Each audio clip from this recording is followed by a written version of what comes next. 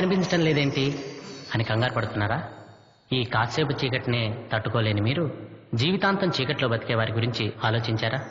వాళ్లలో ఒకడే మా సీను. ఆ సీను కథే ఈ సీను, వాసంతి, లక్ష్మి. కళ్ళు లేని సీను సంగతి సరే, కళ్ళున్న చాలామంది చాలా చూడలేరు. ముఖ్యంగా ఎదుటివాడు ఎదిగితే చూడలేరు, పక్కవాడు పచ్చగా ఉంటే చూడలేరు. నాయకులు ప్రజల బాగోగులు చూడలేరు, అధికారులు లంచం లేకపోతే ఫైళ్లు చూడలేరు, ఉన్నవాడు లేనివాడిని చూడలేడు. ఇది కళ్ళున్న వాళ్ళకి కనిపించే రంగురంగుల లోకం. కానీ కళ్ళు లేని సీను ఎంతో అందమైన లోకాన్ని, ఎన్నో అనుభూతుల్ని చూడగలుగుతున్నాడు. ఎలా? వెచ్చని వెన్నెల స్పర్శతో రాత్రిని, పక్షుల కిలకిలలతో వేకువని, పశువుల అంబారావాలతో సాయంత్రాన్ని, చెదరని చిరునవ్వులతో సంతోషాన్ని, స్పర్శతో నేలని, శ్వాసతో గాలిని, పలకరింపుతో ఆప్యాయతని, చేదరింపుతో అవమానాన్ని, అభిమానంలో అమ్మని, అనురాగంలో చెల్లిని, గాజుల గలగలలతో మనసిచ్చిన ప్రేయసిని, తన తీయని పాటతో ప్రజల్లో ఆనందాన్ని చూడగలుగుతున్నాడు. నిజం. నా మాట నమ్మకపోతే సీను కళ్ళకి ఈ లోకం ఎలా కనపడుతోందో తన పాటలోనే వినండి. సీను లోకాన్ని కళ్ళారా చూడండి.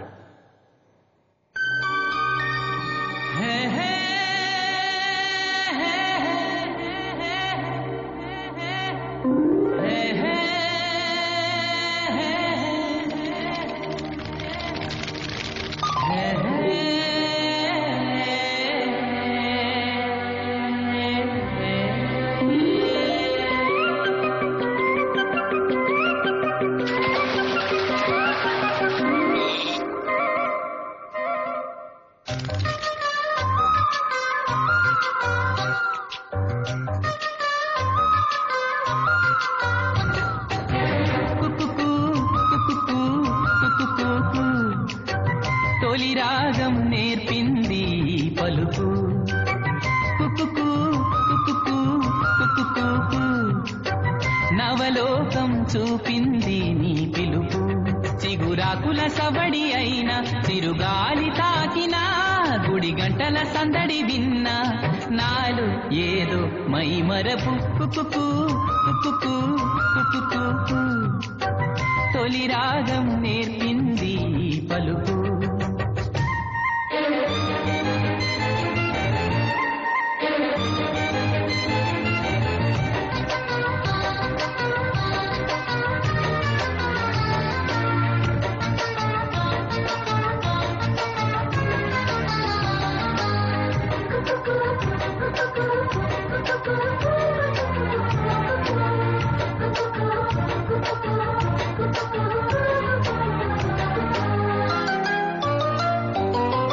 కుశలములెన్నో అడిగినది పులికే గోదావరి,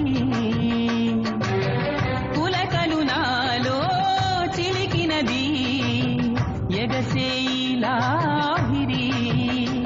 కరిమప్పునే మహముద్దుగా ఎద ముందుకు తెచ్చెను గాలి, తడి కన్నుల్లో సిరి వెన్నెల్లే కురిపించెను జాబిలి. కుకుకు కుకుకు కుకుకు, తొలి రాగం నేర్పింది పలుకు. కుకుకు కుకుకు కుకుకు, నవలోకం చూపింది నీ పిలుపు.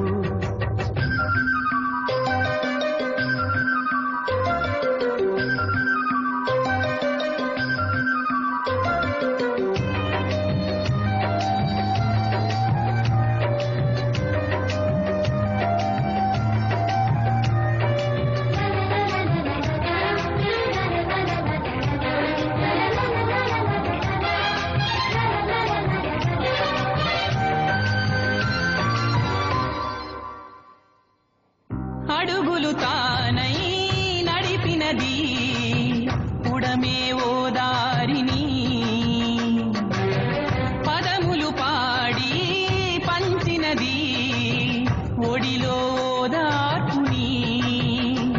రుణమన్నదే ఇక తీరదే, నా ప్రాణములిచ్చిన గాని నేల తల్లికే నేను ఇవ్వనా ఈ